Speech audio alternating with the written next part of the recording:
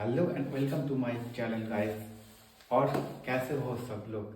सब मस्त। I hope सब मस्त चल रहा है और होना भी चाहिए, क्यों ना। लाइफ एक ही है, लाइफ बहुत छोटी चीज़ है, इसको जी भर के जीना चाहिए, राइट। सो आज का क्लासेस स्टार्ट करते बढ़िया सा मोटिवेशन के साथ साथ कि मोटिवेशन बस यही कि ज़िंदगी है एक खुशनसीब का फल। ज़िंदगी ये है कि एक खुशनसीब का फल, जो कभी मीठा भी पड़े कभी तीखा भी पड़े, फिर भी ज़िंदगी ना छूटे हम सफ़र हमका साथ। सो क्या, आगे बढ़ते रहो, राइट। सो ज़िंदगी क्या है, कभी भी आएगा तीखा, कभी भी आएगा मीठा, कभी भी आएगा लाइक कभी भी कुछ भी हो सकता है। So we don't have to be worry about our future and about two things कि what will be going to into our mind and what we have to be do our next step. Live it. Just be focused on your subject, means on your topic and what you are doing now, and be exaggerate your problem with the pen and paper and note down your problem and how we will solve the problem. And beforehand, we have to be look out. Is there any problem beforehand in the future? We anyone going through this? If go in, so we will get the solution from their experience. We have a lot of experience in our country, not in country. We lot of legendary in the world. So I believe कि अगर कुछ भी हो जाए तो कभी झुकना नहीं, और कुछ ना भी हो जाए फिर भी रुकना नहीं। हम लोगों को बस क्या करना है, चलते रहना है, ऐसे है, रुकना नहीं, दौड़ना नहीं। सो लेट्स वेलकम।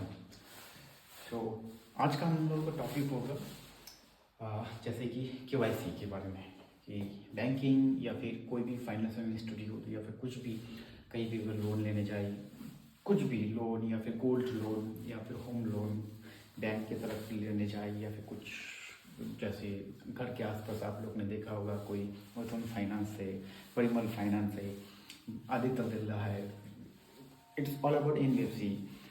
कुछ कुछ माइक्रो फाइनेंस भी आपको मिल जाएगा। माइक्रो फाइनेंस मीन्स क्या है, जैसे मोबाइल एप्लीकेशन के थ्रू, जैसे मनी व्यू और बहुत सारा है ना। इस मतलब मोबाइल एप्लीकेशन थ्रू जो हम लोग को लोन मिलता है, इट्स माइक्रो फाइनेंस। तो ऐसे और भी बहुत सारी चीज़ है। तो अभी फ़िलहाल तो ऐसे बहुत सारी चीज़ है जो मार्केट में आ रहा है। तो जो भी ये सब एप्लीकेशन है या फिर जो भी फाइनेंशियल ट्रांजेक्शन, या फिर हम लोग का between the money we are doing transaction, so we need a KYC, right. So KYC क्या है? एक्चुअली ये क्या है ना थिंग, कि ये टॉपिक मेरे दिमाग में नहीं आता। ये टॉपिक आया मेरे पापा की वजह से। लिटरली द थिंग इज, पापा's Aadhaar card has some issues, so suddenly he asked me कि बेटा तो ये क्या है, कैसे हो गया? तो मैंने उनको बताया कि ये है, तो शायद केवाईसी करना पड़ेगा फिर बैंक में जाके। तो उन्होंने मेरे को पूछा केवाईसी मतलब क्या है। तो मेरे दिमाग में आया कि हाँ, फिर पापा को अगर ये चीज़ मालूम नहीं है हुआ, तो आप लोगों मेरा जो भी ऑडियंस है या फिर जो भी देखने वाला है आगे, बहुत सारे जन को पता नहीं हो कि केवाईसी क्या है। सो टॉपिक वही होगा केवाईसी के बारे में। और कमेंट सेक्शन में आप लोग बोल देना अगर किसी को रिलेटेड और भी कुछ क्वेरी है, फाइनेंस रिलेटेड या फिर इकोनॉमिक्स रिलेटेड या कुछ भी बैंकिंग रिलेटेड है, या फिर कुछ भी in regards of finance terms. So मैं उसको आगे नेक्स्ट टॉपिक में वीडियो में अपलोड करूँगा उसके लिए। So let's welcome KYC. Basically आप सबको पता होगा कि KYC it's mainly to identify ourselves in between our bank and any organization and to the customer. So सबसे पहले जान लो केवाईसी का मीनिंग क्या है। Know your customer. KYC means know your customer. इसका सीधा मीनिंग निकाल को, इंग्लिश का जो भी टर्म है इसका सीधे हिंदी में क्या होता है, मतलब अपना कस्टमर जो भी ग्राहक है उनको पहचानो वो कौन है। बैंक के लिए, मतलब मैं नहीं बोल रहा हूँ, सपोज मुझे मान लो मैं एक बैंक हूँ, let's see state bank of India. तो अगर आप जो भी मेरा सब्सक्राइबर या जो भी आप देख रहे हो मेरे पास आ रहे हो, तो मैं बैंक हूँ, आप बोलने आ रहे हो कि सर मुझे खाता खोलना है, ऐसा ऐसा ऐसे खाता खोलना है, कुछ भी एक्स वाई जेड आपको कुछ काम है। तो मैं क्या पूछूंगा आपसे, आपका आधार कार्ड दीजिए, या फिर पैन कार्ड दीजिए, या फिर ड्राइविंग लाइसेंस दीजिए, या फिर पासपोर्ट दीजिए, या NERGA आपने सुना होगा कार्ड मिलता है एक, जो मजदूरी करते हैं उन लोगों को मिलता होगा, वो ये भी कार्ड वैलिड है। मतलब टोटल 6 कार्ड वैलिड है हम लोग इंडिया में, जिसमें से हम लोगों को प्रूव करना होता है एक address proof and identity proof. Address means कहाँ रहते हो, आइडेंटिटी मीन्स विथ फोटो, जो जैसे आधार कार्ड में फोटो भी रहता है, नाम भी रहता है, वो आइडेंटिटी भी हो रहा है और एड्रेस भी हो जाएगा, कोई दिक्कत नहीं। मतलब ऐसे गवर्नमेंट की तरफ से बोला गया है, अगर एक कार्ड में एड्रेस भी प्रूफ हो रहा है और आइडेंटिटी प्रूफ हो रहा है तो एक ही मोर देन एनफ, अगर नहीं हो रहा तो सपोर्टिंग तो देना पड़ेगा। It's okay. तो ये चीज़ मैं आपसे मांगूंगा कि मुझे ये डॉक्यूमेंट दीजिए, आप देंगे, मैं वेरीफाई करूँगा, आपसे देखेंगे, उसके बाद आपका अकाउंट होगा। अगर आप नहीं दे पाएंगे तो मैं नहीं कर पाऊँगा, क्योंकि मैं आपको जानता नहीं हूँ। भले ही कितना भी आपसे मेरा दोस्त का रिश्ता हो जाए या फिर कोई मेरा ऑफिस का कोई भी स्टाफ आके या फिर मतलब SBI के मैनेजर की आके बोल जाओ, CEO तक भी आके मेरे को बोले कि वो मेरा नाना का बेटा है या फिर चाचा का रिश्तेदार है, तो MD का है, CEO का है, मैनेजर का है, बैंक का नहीं है। बैंक किसी का नहीं सुनते, उनको भी RBI का रूल्स फॉलो करना होता है, राइट। तो उनको नहीं पता होगा कि वो कौन है। तो हम देखेंगे डॉक्यूमेंट, देखेंगे, वेरीफाई करने के बाद अकाउंट ओपन करेंगे।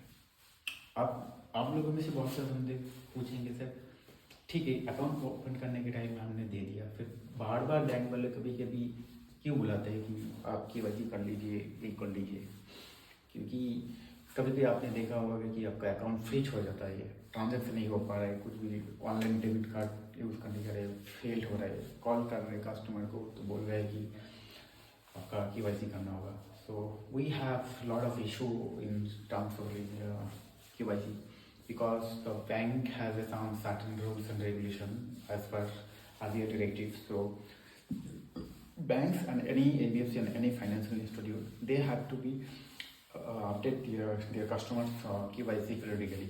There are three categories. It's the institution, their categories, the customer. It's like a low risk customer, medium risk customer, high risk customer. Based upon their customer profile, they inform and they are announcing their periodic update of KYC. Like a मतलब कैसा बताए मैं आपको समझाता हूँ। 3 तरह से category, right. अब 3 तरह की कैटेगरी के लिए 3 तरह का अपडेशन है। जो हाई रिस्क कस्टमर होता है उनके लिए क्या होता है 2 साल, जो मीडियम उनके लिए 8 साल, जो सबसे लो है उनके लिए 10 साल।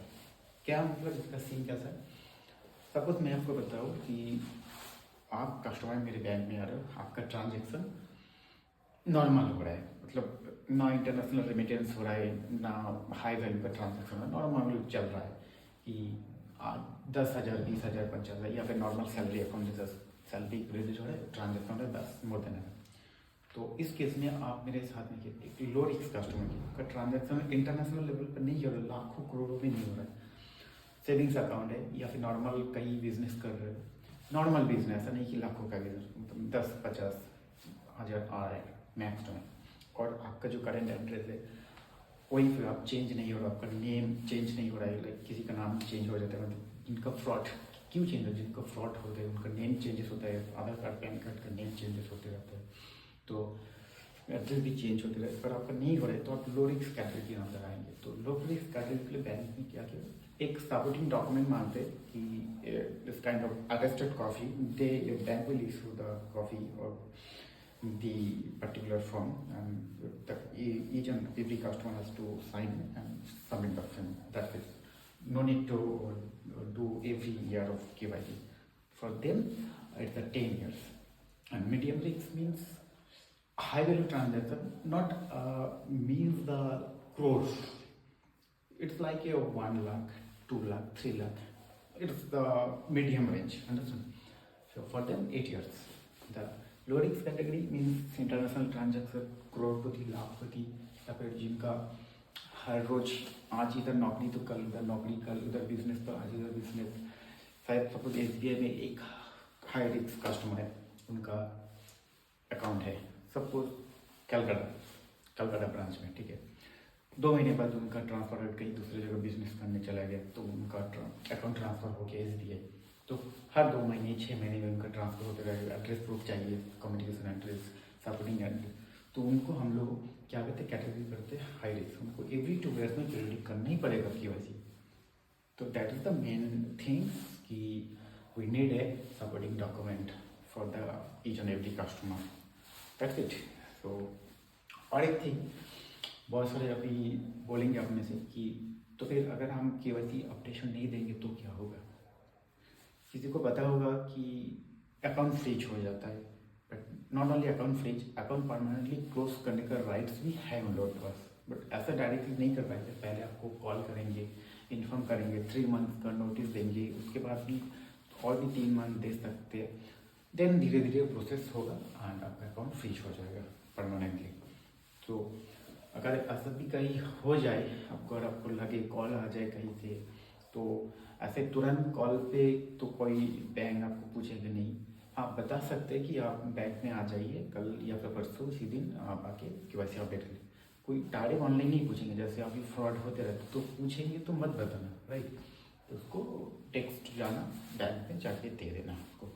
तो इसमें तो उतना कुछ झंझट नहीं है, सिंपल एज इट इज़। तो इसमें कुछ ऐसा कुछ नहीं है, सिंपल एज इट इज़। सो यही है KYC एंड करते रहो, अच्छे रहो।